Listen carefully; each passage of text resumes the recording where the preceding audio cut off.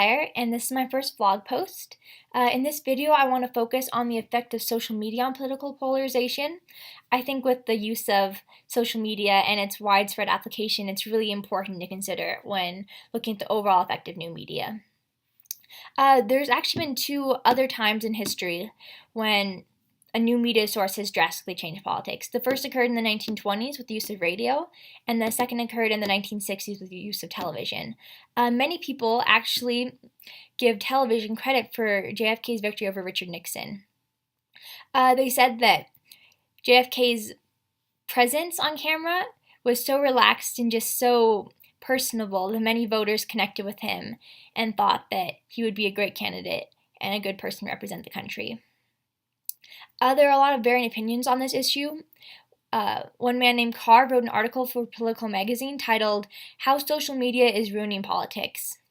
And while I don't think it's completely ruining politics, he does bring up some very good points.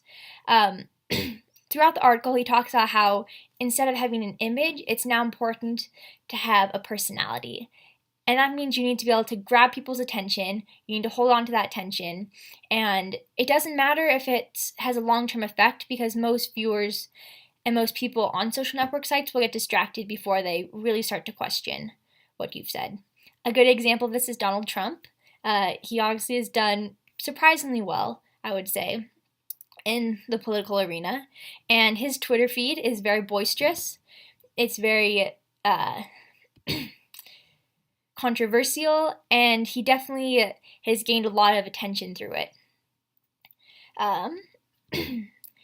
So there's also been some research done by the Pew Research Center about the effect of social network sites in politics. This is very less biased. In general, they found that social networking sites are definitely not a majority of the impact on someone's political views. However, it's still prevalent, and I thought it was more prevalent than I was expecting.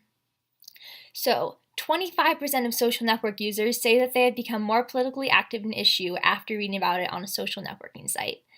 When you consider the sheer number of people using social networking sites, 25% becomes a very impressive figure. As in keeping with the current trend in my research, I found that the most politically active people are most affected by social networking sites. I think they're the most engaged, and so they're the most affected by any messages, especially those over social networking sites.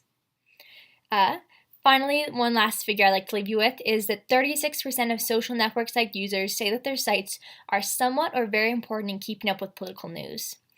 When someone's social media site is very important to keeping up with the news, it definitely affects how they vote, and it definitely affects their political views. And I think that's a really important factor to consider, and I think we're going to see that number increase over time as social media becomes more and more widespread and prevalent. In conclusion, people definitely disagree about the effect of social media. People like Carr think it's ruining politics, and while I think that probably goes too far, it definitely is a valid concern, and I think we're just going to have to watch and see what happens and see how social media continues to change American politics.